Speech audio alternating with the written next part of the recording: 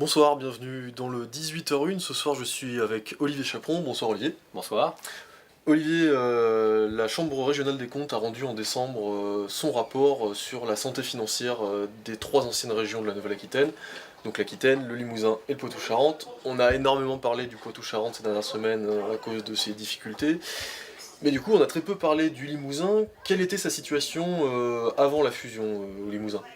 Alors, on n'était pas en Poitou-Charentes, effectivement, la situation était bien meilleure. On avait notamment observé une amélioration du côté de la dette, mais toutefois, les magistrats relèvent quand même une tension qui commençait à se faire sentir dans le budget régional. Alors ça s'explique notamment par la baisse des dotations de l'État qui était quand même, qui ont perdu 25% depuis 2011, et donc forcément une difficulté à pouvoir assumer toutes les compétences de la région, même si en ratio nombre d'habitants budget, le Limousin par rapport à la Nouvelle-Aquitaine, par rapport à l'Aquitaine et à Poitou-Charentes, était largement au-dessus en termes d'enseignement, de formation professionnelle, transport scolaire, etc., etc. Il y avait quand même ce problème de la dette.